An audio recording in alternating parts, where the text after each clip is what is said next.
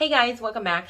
Today I am sharing an update of our first 3 weeks of homeschool, and just to let you know like what we've done so far and if we've been liking curriculum and what curriculum we started using. I did just recently post a video of a first homeschool day in the life. If you guys are interested in that, I will post it in the iCards. Our first week was kind of rough because I was getting over being sick. Then my oldest got sick. There were a couple little bit of a pushback, and that was a little rough. But we always pretty much do a slow start where I like to, usually the week prior or a couple weeks prior to even starting school, I like to get back in routines and stuff. And I did that about a week before. I was giving my kids new chores. I pretty much, when my kids, are getting a little bigger, I start to give them newer chores. So I do not rotate chores. That's just too much work for me. So my kids pretty much do the same chores throughout the year or however long until I can move another kid up to do that chore. And then that older one can do a different chore and so on. So I rotated my children's chores. And that first week, I pretty much just trained my kids on how to do those chores so that they do it, effectively and good to their ability, because, they still are kids and they're learning. But that first week, I instructed them on how to do it. I feel like there were things that, I have failed, obviously, because we all fail in the past with my oldest, where I did not do this. And I'm like, wow, there is a difference between like really taking a week and instructing, or even more than a week, and instructing that child and showing them and teaching them and training them in that skill. And then versus, just a day or two, because the job would get done better if you take the time for like a week or two to train the kid. The week that we started school, it was rough. Okay. You guys, it was rough because at the end of the week that I started training my kids, it was like on Friday, I got so sick. I couldn't even get out of bed. My husband had to call off work and I was sick for like days. And it was rough. We started school, and if you guys watched my day in the life, and Nathan got sick. We started off with sickness, but I was still pushed through because even though I didn't feel good, and I didn't make Nathan do too much, but I wanted to push through because I didn't want to put it off anymore. I was just feeling like I need to get up and start anyway. So that first week was a little rough. There was some pushback in attitudes. That was rough. That's just, homeschooling is not just like cupcakes and rainbows and, nature studies and walks and everyone gathered around the table having a wonderful time every single time. That's just not realistic, okay? We're dealing with sinful people. We're all sinners. We all fall short every single day, all fall short of the glory of God, okay? And praise God for Jesus and the Holy Spirit to help us through when we are in those times. So there was lots of instruction going on. It definitely wasn't the best first start of our year, but that's okay. You know what? Every season's different. So then on Friday that week, I did share how I shared in that day in the life how I'd bought some white t-shirts and some tie-dye stuff. So that Friday we did, we always pretty much do Fun Friday. We just have like a looser schedule on Friday. We've done that for, I don't even know, 5 years or something like that. And that particular Friday, we tie-dyed shirts and it was so fun. My kids had so much fun. They loved it. And yeah, that was super fun. And then the next week, and I've been doing something totally different this year of how I've been planning. I usually reverse plan, and I have shared my planners in the past. I've made like 2 different planners in the past. I decided not to do that anymore and reverse plan that way, because what would happen is I would forget to write things down. And then at the end of the week, I'd be like, oh my gosh, what did we do this day? And I don't want to do that again. So I started planning on my phone, reverse planning on my phone in the Notes app. And this has worked out wonderful. I actually got this idea from Jessica over at the Waldock Way. Go check out her video on how she does this. It's amazing. I do mine a little bit differently, but game changer. I think I do want to start writing out a plan for, you know, maybe schedule out 6 weeks and then just have a plan in place. And then I can take that plan and then write down what we did from that plan into the Note app. Although I do have a couple things like a rhythm and a routine, I want to write down things that I really want to get to and prioritize, if that makes sense. And I would probably put it in this. This is a flex binder. This thing is sweet. I have heard so many people talk about these. But I decided to take Nathan's Sunlight. I will probably do a whole flip through of this another video. So inside of this, I actually, I've just heard a bunch of people who use Sunlight. They take like 6 weeks or however many weeks and they stick it in a smaller binder because the Sunlight binder is just so big. And who wants to carry that thing around? So this binder actually stays in my morning basket. It has the first, what do I have in here? Is it 6? Oh, I have the first 9 weeks in here. Of Sunlight, and I have the markable maps. We haven't even used this yet because I just feel like it's been crazy. But so far we have started Sunlight, and the way that I'm doing this is I am actually incorporating some of this stuff with my younger ones. So Story of the World, you read through Story of the World in this one. I have a whole unboxing video if you want to see everything that comes in this particular Sunlight level, but it comes with, you do Story of the World, volume 1 and 2. So we are on volume 1 and my kids really love it. Faith really loves it. She enjoys it a lot. She told me she loves history. I hated history when I was little, but I think I would have loved this. And I also bought the activity book because before I planned on doing Sunlight, I was already planning on doing Story of the World. And I ended up buying the PDF version of the activity book. And so I pull some of those activities, even though it's not like part of the Sunlight curriculum, just the reading part is. So, the way I do this, sometimes I don't even read the footnotes in here, which I don't know why, okay?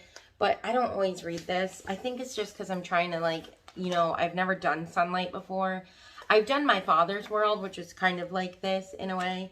But I'm just trying to get the groove of this going. So really what I mostly follow in this is I follow the weekly lesson layout like this. And if I have like questions about it, I look in here. But mostly I just look at this page. But I probably should look through here more to ask my kids questions and stuff, but I just haven't gotten into that. I just feel like it's been a rough start, so I'm just having grace with myself. Anyway, so Sunlight has been really good. The way I tweaked it for Nathan is he says that he can't listen to multiple books at one time. That just doesn't work for him. So for him, they have a read aloud and then they have a reading, like a book for him to be reading. And what I told him that he could do is I found a couple of these books on Scribd or Hoopla or Libby. Any one of those I have found a couple of these books on, and I have him listen to them that way. And so the first 2 books are The Golden Goblet and then Mara or I think it's Mara, Daughter of the Nile or something like that. And he already listened to Mara, Daughter of the Nile for like the first week. And he started Golden Goblet this week. And then he's going to finish that, and then we'll move into the other ones. And the next one, I will be reading aloud to him as a read aloud. And then I did find the other one on audio, so he can listen to it on audio. And yeah, so that is kind of how I'm doing it with him. He's just doing it, like, if it's something he has to read or listen to personally, I just let him listen to one week, and then the other one the other week, or depending on how long that book is in there, like I'll look through the Sunlight curriculum, and however long those 2 books are in there, whether it's like 2 weeks or 3 weeks, usually it's like 3 to 4 weeks, I'll have him use, this is the time you get to listen to these books, and that's how it's going to go. Now, I did delegate Story of the World to the Story of the World audiobook right here. I purchased this like Discman, and it's a speaker, and it's amazing. Man, this thing is the best. This was probably one of the best investments. I have it right in my homeschool cart, and I put it right on the table, and they just listen while you know, I could eat lunch or whatever we're doing, if it's in the morning. And then because sometimes our morning hasn't been going as, like, it's just taking a long time. We're trying to get our groove, okay? And school lasts us all day, you guys. Like, I don't know how people are done before 12. They're like, oh, I'm done before lunch. I'm like, what? How many kids do you have? Like, I have 5 kids, so I don't know how you're done before lunch, because I certainly am not done before lunch. Unless they just mean, like, their core subjects. Okay, I can understand that, but how are you done with your whole homeschool day before lunch is beyond me. That doesn't happen in my house. It's like an all-day event, homeschooling. But we take lots and lots of breaks, because I feel like we need it, or I'm going to go crazy. My kids are going to go crazy. We all need little breaks in between. Because, you know, I just feel like the breaks reset us, and then we can absorb more information, and learning will happen better if we have lots of breaks. So anyway, this thing has been amazing. I also, this week we started science. So the first week, what we did is I did Sunlight, and we started, who is God? You guys, we've been cruising through this, okay?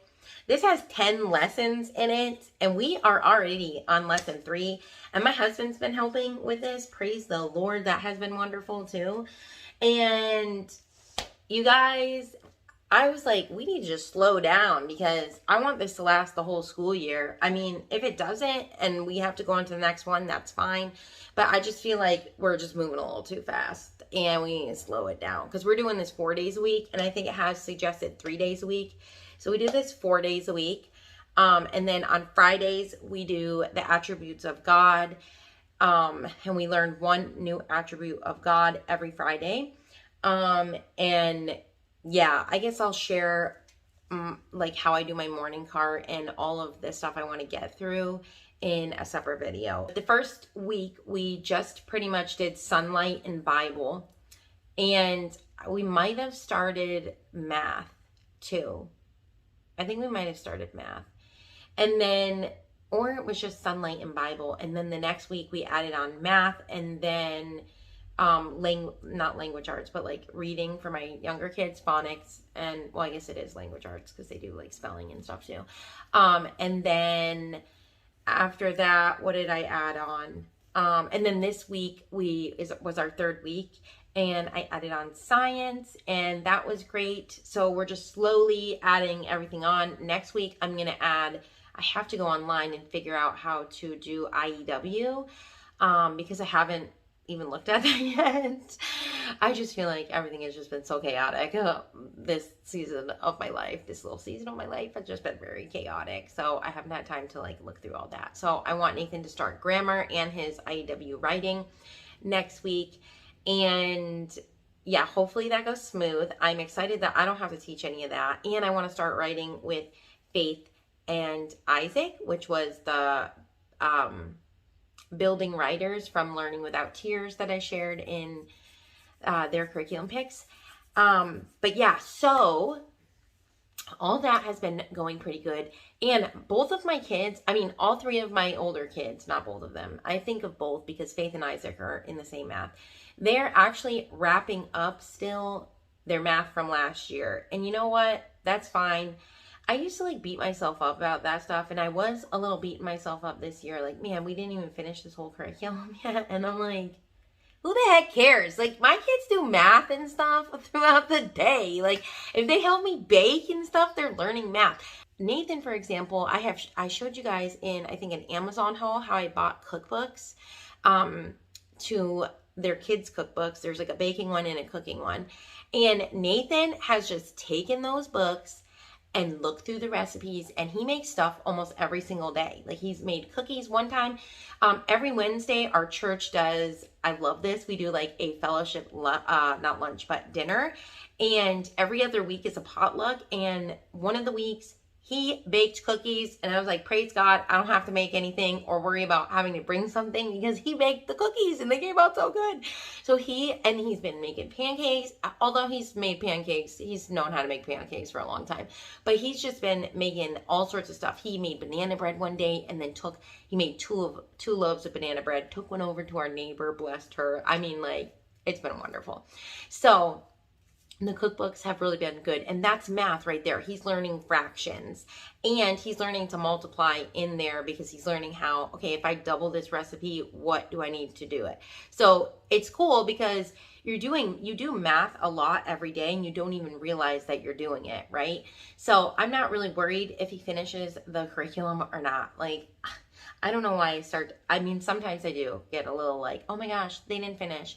And then Faith and Isaac, they have like 15 lessons left in the Good and the Beautiful Math 1. I am so glad that they simplified and made the math shorter because I probably wouldn't have been using it again if they didn't, because I don't know why it took us so long to get through Math 1. There were just some days we didn't do it, and because I didn't feel good or whatever, and I'm just like, I just cannot do math today because it is just like, I feel like it just takes so long for us sometimes, and I'm just dreading it and pushing.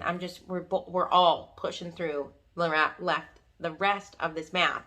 But Justice, on the other hand, last year I started Math Level K, the Simply Math K with him, and I love that. It's so quick, easy. It literally takes us like 10 minutes, not even. I think level 2 will take a little bit longer. I shared with you guys in a Christian book haul how I had gotten the Kate Snow Math Facts That Stick. I got the multiplication and division. And when Nathan is done with Gamma, Matthew C. Gamma, we're going to be doing that. I think there's like 8 weeks of it. Is it 8 weeks or 8 lessons? Maybe it's 8 weeks. I don't even remember. There's like 8 weeks or something of that. And, which I don't even think he's got, I think he's already mastered a lot of them, but there are some of them I want him to master more, so we might not even use the whole thing. But I'm going to jump right into that, the multiplication facts that stick. And then after that, he will go into Delta. And then when he finishes Delta, I'm going to do the division facts that stick. Or, I don't know, maybe partly through that, I'll do the division facts that stick. Or maybe I'll do them both or have it be a Friday thing or something. I don't really know how I'm going to work that one in. But as soon as he's finished with Gamma, which should be this week, we're going to just work on his multiplication facts just so that they are stuck in his brain. And then it's easy for him to do division because division is just multiplication backwards, right? So with Faith and Isaac, I did just order addition facts that stick and subtraction facts that stick. And I wasn't going to get them. And then I decided, no, I'm going to get that because I would rather just have them know these things really quick. They do know some stuff, but I feel like they have forgotten some things too. Once they're done with Math 1, they're going into probably those 2 books. Okay, so that is how math has been going. And then science, like I said, we just started science. Okay, Nathan, we are doing God's design for life, and we are starting with the world of animals because I want them, him and my younger ones, to be kind of learning the same things. And so he's doing animals, and then my younger kids are doing the Sassafras Science Adventures, and and it's zoology, so they're also learning about animals. And yeah, that has been going great. I really like the master books for Nate because it's short and sweet lessons. And maybe I'll show you another time inside his binder, but we just set up. He's going to be putting the different classifications of animals in there and having like a little binder, but I just set it up inside his binder, which I'll show you guys that in another video. But that has been going good. So we're doing science 2 days a week. Faith loves science. We only did like 1 day of it because Thursday, I don't know what happened, but we didn't get to it because we're going to be doing it on Tuesdays and Thursdays. And she really loves it. She already likes it a lot. Okay. I bought the audiobook version and I put it, it's actually like a downloadable MP3, and I just put it on this. And the cool thing about this CD, portable CD player is this thing sticks right into here. So we sit at the table and we listen like that.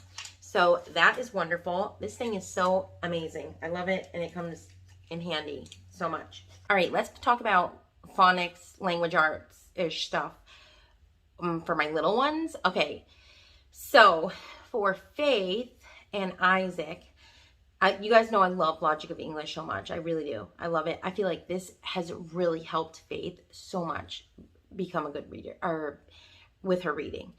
And one thing that I noticed is she, I think I talked about this in another video, that she's just not confident in reading. Like, she can read words and she's really good at sounding out words, but because she's not like super fluent in them, I think it just frustrates her that she sounds everything out, and then, she might not be comprehending everything that's going on because she's too busy sounding it out, right? Unless it's like a Bob book or something. Like, those are her favorite books.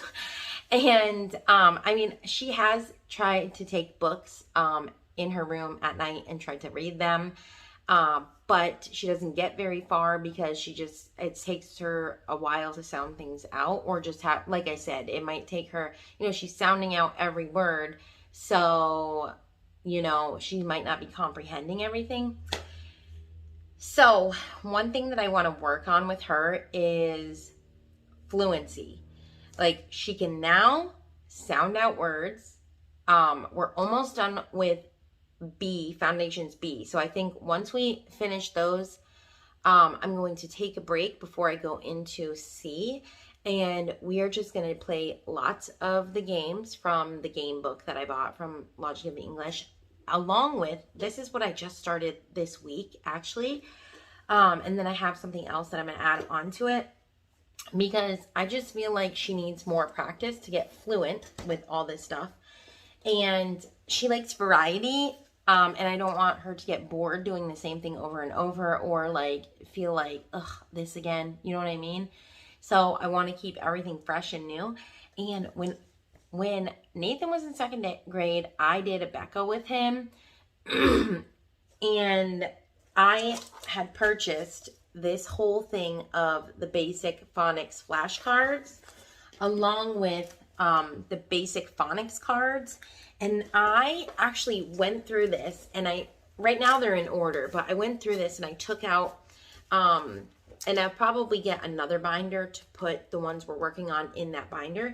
And I went through this, and I, told her the sound CK says K as in duck, right? And then on the back of these cards, there are words with that sound.